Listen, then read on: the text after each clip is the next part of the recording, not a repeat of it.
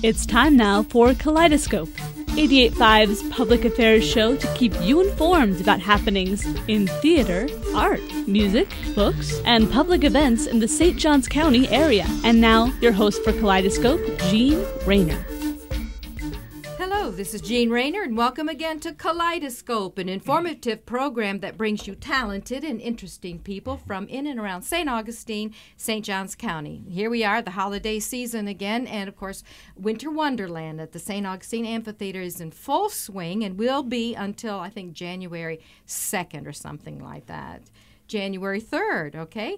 And to talk to us about the live theater company now at the St. Augustine Amphitheater, the Veddy Theater Group Incorporated. We have Kiki Tovey, President and Artistic Director of Veddy Theater Group. Hard to say, Kiki. Well, yeah. Thank you very much for having us, Jean. I'm so thrilled that there was time in this busy schedule for Veddy Theater Group.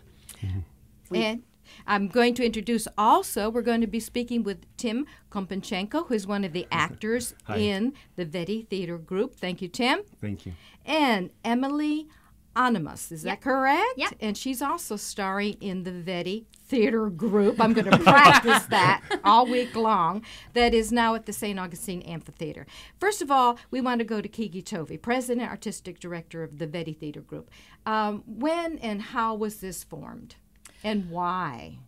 Well, that's a loaded question. Tim and I got together over a year ago now and talked about doing theater in St. Augustine and specifically new original works. And the amphitheater had contacted me to produce their Winter Wonderland theater production last year, and would I be interested in doing that? And I thought, you know what, Tim, let's go for it.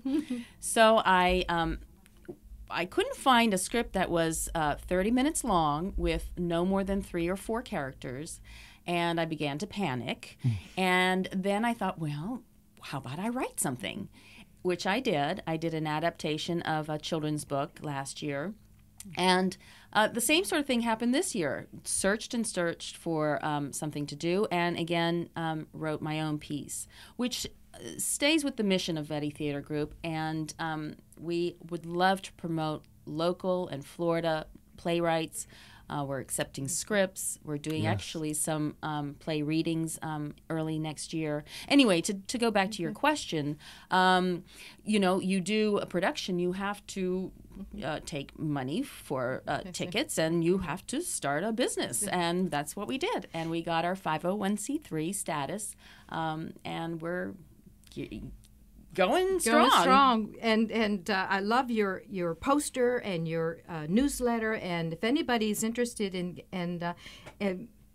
volunteering or getting any of this information, you have a website and information. That's right. Would you give us that? VeddyTheater.org. It's Veddy like Teddy, but with a V as in Victor. VEDDY Theater, and that ends RE. So VEDDYTHEATRE.org. And we'll do that again at the end of the program so people can get information. Now, you're at the St. Augustine Amphitheater. There's a lot going on. There's ice skating and snow. Where exactly is the theater located so we can find it? Well, we're not on the main stage because that's an ice rink for the moment.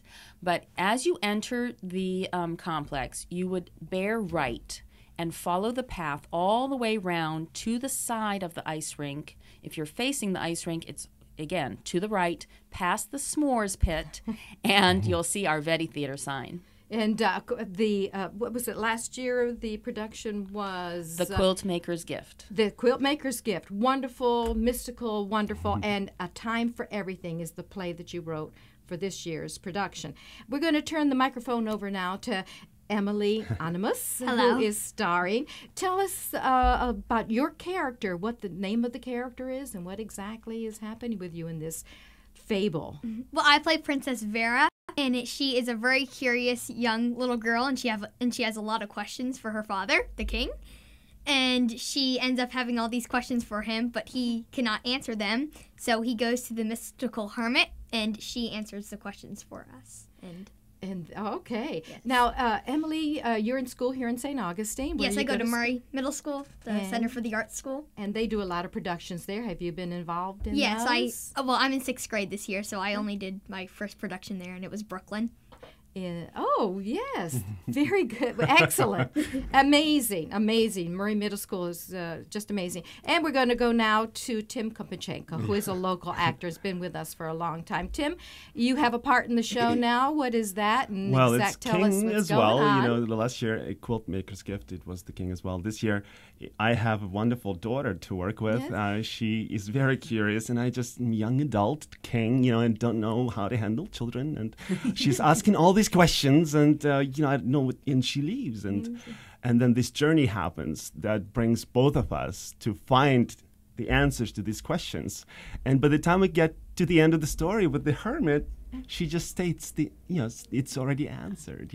It's a wonderful story, and it's wonderful to work with Emily. She's so energetic, as you can hear. Yeah. Where does all of this take place? In what country? Or is it just a fable that can be anywhere? It is. It's a fairy tale this sort of happens in fairy tale land.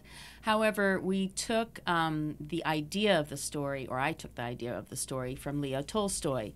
He has a short story by the name of The Three Questions. And this is what this is based on. I did sort of throw it all up in the air, and it came down with a princess and a bear and a king instead of the characters he has in the story. But I have to give him credit for the answers, at least. Exactly. Yeah. So, and no royalties on dead authors. So right. we're fine with that, That's just right. like Shakespeare. That's right. Excellent. But more importantly, it's that I could tailor it to the Winter Wonderland, and it's not longer than 30 minutes. People still can come see the show and then make it for the snow and ice skate and do other activities. Also, young children can actually sit through it and enjoy it. Did I mention there's a bear in the show?